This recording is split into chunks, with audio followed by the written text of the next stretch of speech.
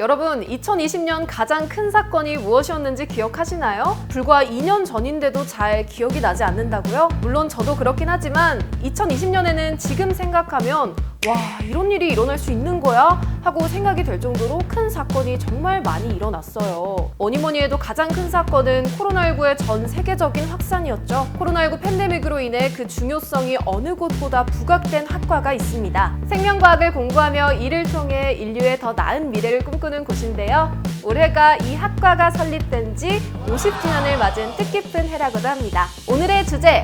한양의 생명과학을 책임지고 있으며 대한민국의 포스트 코로나 시대를 열어갈 수 있는 힘이 되고 있는 곳, 바로 한양대학교 자연과학대학 생명과학과입니다.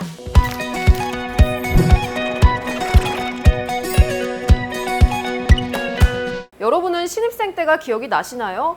이게 등산을 하는 건지 학교를 가는 건지 모를 정도로 이 캠퍼스의 경사가 참 가파르잖아요. 등산에 초입해서 수업을 듣는 학우라면 뭐 어느 정도 여유가 있겠지만 이 캠퍼스 꼭대기에 강의실이 위치한 학과는 정말 죽을 맛입니다. 생명과학과 학우들이 딱 그런 경우예요. 소위 고공 캠퍼스로 불릴 만큼 높은 곳에 위치한 자연과학대학 소속이기 때문에 등교가 곧 등산인 학교 생활을 보낼 수밖에 없었죠. 하지만 no pain, no gain 이라고 했던가요?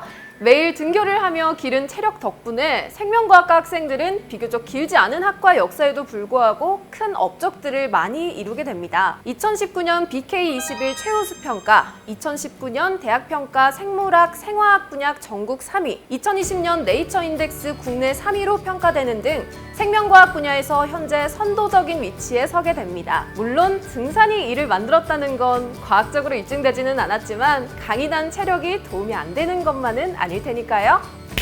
이렇게 큰 성과를 올리고 있는 생명과학과 우선 어떻게 태어났는지도 좀 알아봐야겠죠? 한양대 생명과학과는 1972년 당시 물리대학 소속으로 만들어지게 돼요. 물리대학? 하시는 분도 계실 것 같은데 70년대 당시에는 대부분의 대학에서 지금의 문과대학과 이과대학을 합쳐서 단과대를 두고 있었다고 합니다.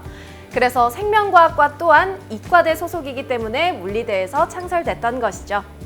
이렇게 태어난 생명과학과 지금까지 여러 모습을 거쳐오며 성장을 거듭했는데요. 생명과학과의 일생이라고 할까요? 성장 과정은 총 3가지 단계로 구분할 수 있습니다. 1세대는 뿌리교육, 2세대는 줄기교육, 3세대는 열매교육으로 말이죠. 이렇게 말씀드리면 이게 무슨 말이야 라고 생각하실 수 있어요. 그래서 제가 조금 더 구체적으로 말씀드리자면 1972년 설립된 이후 1세대는 1990년대까지 매크로 영역인 생태 환경 분야와 마이크로 영역인 발생 유전 분야를 2개의 축으로 기초 연구 분야를 구축했으며 2세대는 이후 2010년도까지 연구 분야의 세분화 및 확장 단계로 생태 환경, 발생 유전 분야 외에 동물학, 식물학, 미생물학, 분자생물학, 생리학, 세포학, 생화학, 생식학, 면역학, 생명공학 등으로 세분화됐으며 3세대는 현재까지 2세대 연구 분야에서 보다 확장되어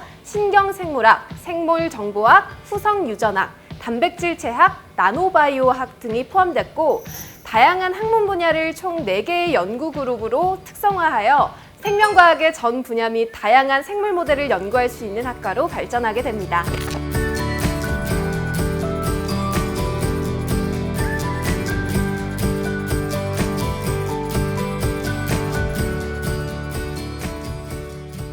생명과학은 기초과학으로서 삶의 기반과 경쟁력을 상징한다고 생각합니다.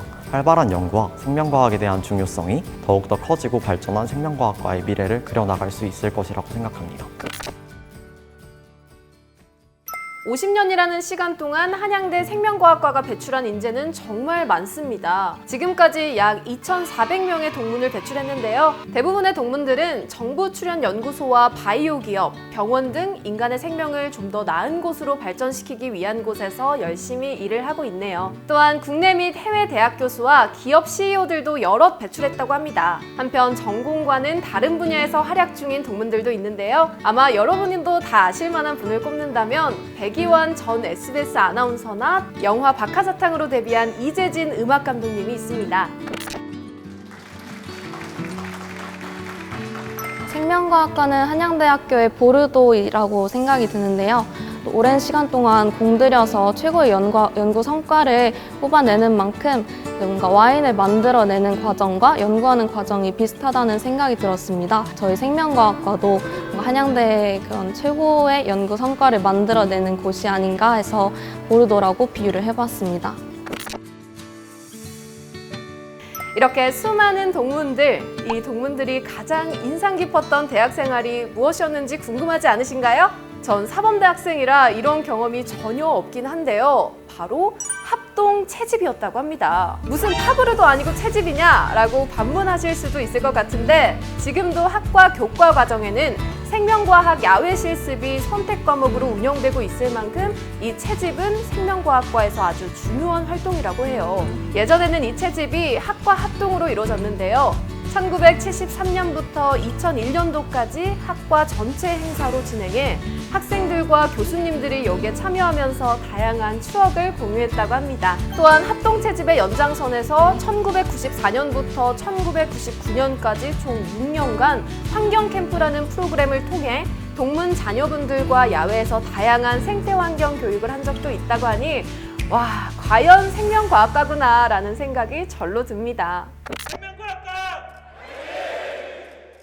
아까 제가 올해가 생명과학과로서는 아주 뜻깊은 해라고 말씀드렸죠. 바로 창립 50주년이기 때문인데요. 올해를 기점으로 생명과학과가 앞으로 더 높은 곳을 향해 비상하기 위해 많은 준비를 하고 있어요. 특히 한양대학교에서 2021년 12월에 설립한 생명과학기술원과 산하 4개의 핵심 연구센터에 전임 교수 100%를 참여시키면서 자연과학, 의학, 공학 간 융합 연구를 통해 4차 산업 및 미래 바이오 융합 분야를 선도하고자 하는 노력도 하고 있죠. 생명과학과 교수님과 학생들은 자신의 학과를 한양대 DNA라고 이야기한다고 합니다. DNA는 생명체의 유전 정보를 담고 있는 물질로 이를 자손들을 통해 다음 세대로 전달하죠. 한양대학교 건화기념인 사랑의 실천을 다음 세대로 전달하는 역할을 이 생명과학과가 하고 있다는 믿음 때문이라고 하네요. 우리 생명과학과의 미래의 비전은 아무래도 학생인 것 같습니다.